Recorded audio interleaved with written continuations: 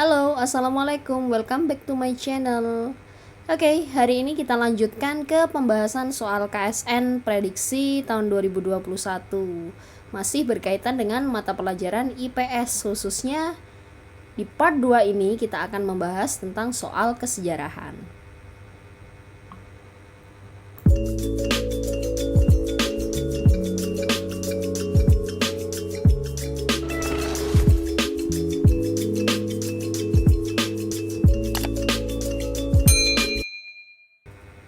Oke, kita mulai dari soal yang pertama. Nah, di sini ada soal.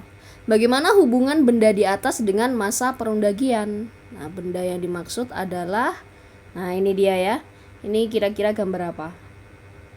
Ini adalah gambar kapak corong dan ini adalah gambar nekara. Nah, yang ditanyakan bagaimana hubungan benda di atas? Maksudnya benda ini ya, dengan masa perundagian. Kedua benda ini memiliki fungsi yang menarik pada masa perundagian. Kalau kapak corong ini seringkali disebut sebagai kapak sepatu. Nah, kapak corong ini biasanya difungsikan sebagai alat pertukangan atau alat yang biasa digunakan dalam keseharian. Nah, sedangkan nekara ini kayak apa ini bentuknya ya, kayak dandang, kayak panci ya.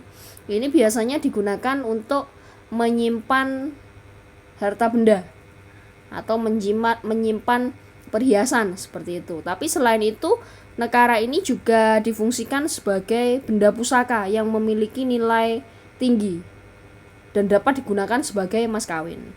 Nah, sehingga hubungan kedua benda ini, nah, ini sama-sama benda yang diciptakan atau diproduksi atau alat teknologi yang dihasilkan masa perundagian seperti itu. Artinya kita lihat yang A, pada masa perundagian manusia praksara sudah mampu membuat kendi. Ya, ini bukan kendi ya. Ini bukan kendi. Oke, jadi jelas yang A salah. Yang B, pada masa perundagian manusia praksara sudah mampu membuat gerabah. Nah, ini bukan gerabah. Jadi jelas salah. Kalau kapak sepatu oke, yang ini betul. Tapi kalau yang ini salah. Oke. Kemudian yang C, pada masa perundagian manusia praksara sudah mampu membuat gendang. Nah, ini bukan gendang. Ya. Berarti yang betul adalah yang D. Ini, mampu memproduksi nekara sebagai benda pusaka dan kapak corong sebagai alat pertukangan. Sehingga yang betul adalah yang D. Oke. Lanjut nomor berikutnya. Samudra Pasai merupakan kerajaan Islam pertama yang terletak di pesisir pantai utara Sumatera yang tercantum dalam kitab Rihlah Ilal Masyriq atau Pengembaraan ke Timur karya Abu Abdullah Ibnu Batutah yang dikarang pada tahun 1304 sampai 1368. Musafir Maroko yang singgah ke negeri ini pada tahun 1345. Salah satu faktor yang menyebabkan kerajaan Samudra Pasai menjadi kerajaan pertama yang terpengaruh agama Islam adalah, nah, berdasarkan catatan Ibnu Battuta, ini dapat diketahui bahwa di wilayah Samudra Pasai atau wilayah pesisir pantai utara terutama itu seringkali terjadi interaksi antar pedagang-pedagang dari berbagai kawasan atau berbagai negara. Seperti itu. Jadi ini hubungannya adalah dengan dunia perdagangan yang nantinya akibat perdagangan yang dilakukan oleh masyarakat luar Nusantara, mereka akhirnya membentuk pemukiman di wilayah pesisir pantai utara. Sehingga muncullah kerajaan-kerajaan yang bercorak Islam seperti itu. Sehingga jawaban yang betul adalah yang D ya, merupakan tempat transit pedagang muslim seperti itu. Jadi dilihat dari catatan Ibnu Battuta bahwa dulunya kerajaan Samudra Pasai menjadi salah satu pusat perdagangan sekaligus pusat pengembangan dakwah Islam seperti itu. Oke, lanjut nomor 13.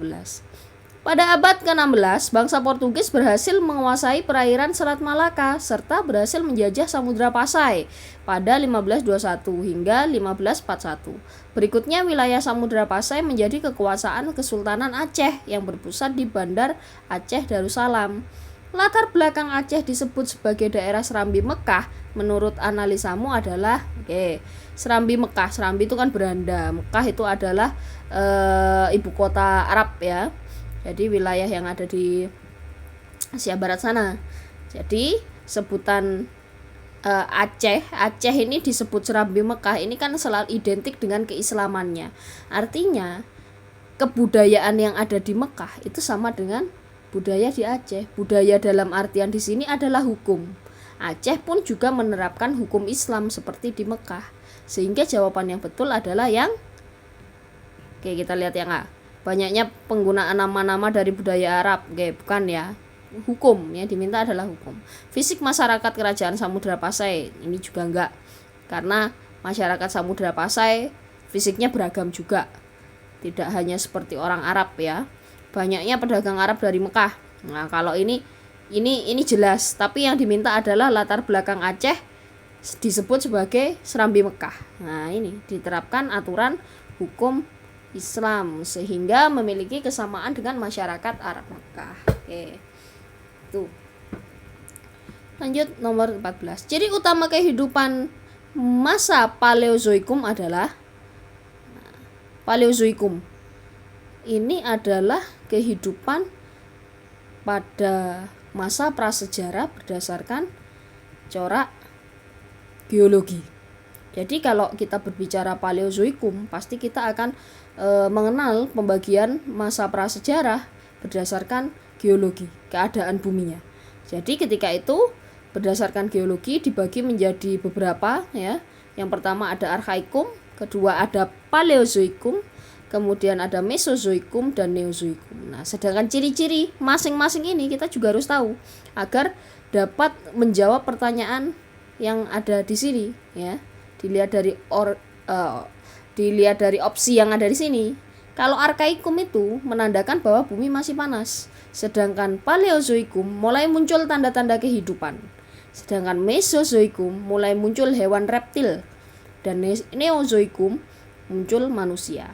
Nah, berarti yang paling betul di sini adalah yang kehidupan dicirikan dengan adanya mikroorganisme. Nah, ini muncul tanda-tanda kehidupan mikroorganisme. Maksudnya ini adalah seperti hewan-hewan air ya, atau hewan-hewan yang bersel satu seperti itu. Paleozoikum. Oke, lanjut. Yang D berarti yang betul. Jenis manusia modern muncul di zaman Neozoikum saat masa kuarter, tepatnya pada masa. Nah, pembagian zaman ini kembali lagi seperti yang tadi ya, bahwa ada Archaikum, Paleozoikum, Mesozoikum, Neozoikum itu berdasarkan geologinya. Nah, di sini yang ditanyakan adalah Neozoik ya. Tadi pada masa Neozoik ini zaman itu dibagi menjadi dua, yakni tersier dan kuarter. Seperti itu. Nah, sedangkan kuarter ini dibagi lagi menjadi dua. Ada Pleistosen dan juga ada Holosen.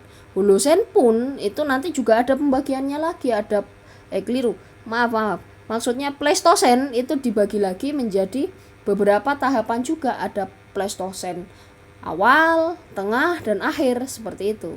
Nah, tapi ketika kita berbicara mengenai masa Pleistosen dan Holosen, artinya di sini sudah muncul kehidupan manusia. Nah, disinilah nanti dikembangkan lagi, dibagi lagi berdasarkan pembagian prasejarah, berdasarkan peninggalan dan juga berdasarkan corak kehidupannya. Nah, kalau berdasarkan corak kehidupan ini kita juga harus tahu ya, walaupun yang diminta hanya sampai Holosen aja. Nah, ini kita harus tahu bahwa berdasarkan corak kehidupan itu ada berburu dan meramu tingkat sederhana, berburu dan meramu tingkat lanjut, masa bercocok tanam, dan perundagian. Sedangkan berdasarkan corak peninggalannya itu ada Paleolitikum, Mesolitikum, Neolitikum, dan Megalitikum. Jadi seperti itu. Sehingga kembali lagi ke soal, jenis manusia modern muncul di zaman Neozoik saat masa kuarter, tepatnya pada masa yang betul adalah kuarter. Kalau manusia modern, kalau Pleistosen ini itu masih berburu dan meramu tingkat sederhana. Artinya manusianya masih belum modern. Kenapa? Karena manusia yang berkembang pada masa ini adalah jenis, kalau di Indonesia, jenis Meganthropus paleojavanicus, atau dikatakan sebagai manusia purba. Nah, sedangkan manusia modern ditandai dengan munculnya jenis Homo sapiens, dan itu ada di masa Holosen, seperti itu. Dan masa Holosen ini terjadi sampai saat ini, bahkan sampai kiamat nanti, seperti itu. Karena kondisi bumi sudah hangat, kegiatan intensitas gempa atau bencana alam sudah mulai mereda, itu pada kala Holosen. Sedangkan Pleistosen itu adalah masa es, sehingga es masih mencair, dan manusia purba ketika itu melakukan migrasi besar-besaran dalam rangka untuk menyelamatkan dirinya dan juga dalam rangka untuk mencari makanan mereka, seperti itu. Sehingga yang betul adalah yang A. Oke, lanjut. Tempat-tempat ditemukannya manusia purba di Nusantara mulai dari jenis Pithecanthropus dan Homo sapiens menunjukkan bahwa Pithecanthropus dan Homo sapiens ini di Nusantara, kebanyakan fosil mereka itu ditemukan di aliran sungai. Nah, seperti Pithecanthropus dan Homo sapiens ini banyak sekali ditemukan di daerah Sungai Bengawan Solo, ya, aliran Sungai Bengawan Solo, termasuk jenis Homo soloensis dan lain sebagainya. Sehingga dari kedua jenis manusia purba ini menunjukkan bahwa manusia purba banyak menetap di tepi aliran sungai. Kenapa demikian? Karena memang kehidupan mereka itu berada di alam terbuka, dan air dijadikan sebagai sumber dari segala sumber kehidupan, seperti itu.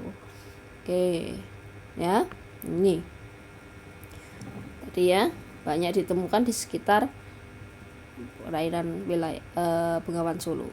Lanjut nomor 17. Perang Dunia II terjadi dalam 3 wilayah, yaitu front Eropa, Asia, dan Afrika. Front Afrika adalah peperangan antara, kalau Eropa ini ada Belanda, ya, diwakili oleh Belanda, Belgia, Eropa. Kalau Asia ada Jepang, Korea, Cina. Kalau Afrika ini berkaitan dengan Sekutu dan dengan Italia, Jerman, seperti itu, yang A.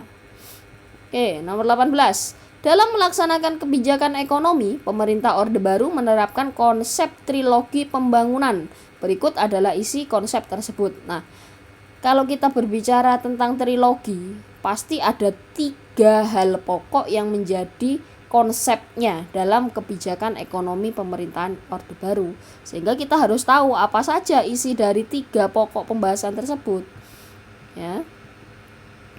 Yang pertama adalah pemerataan pembangunan dan hasil-hasilnya menuju kepada terciptanya keadilan sosial bagi seluruh rakyat Indonesia. Apakah di sini ada? Oke, dilihat. Oh, tidak ada ternyata. Berarti belum terjawab. Kemudian yang kedua adalah pertumbuhan ekonomi yang cukup tinggi. Apakah di sini ada? Jelas. Yang C sudah ada. Maka sudah terjawab. Pertanyaan jawaban yang betul adalah yang C. Sedangkan yang ketiga, stabilitas nasional. Di sini tidak dijelaskan sama sekali tentang stabilitas nasional. Maka yang paling betul adalah yang C, pertumbuhan ekonomi yang cukup tinggi. Oke, nomor 19. Karya sastra pada masa Majapahit antara lain. Nah, ini artinya kita harus tahu bahwa Negara Kertagama, Arjuna Wiwaha, Babat Tanah Jawi. Nah, ini karya-karya apa? Karya pada masanya siapa saja?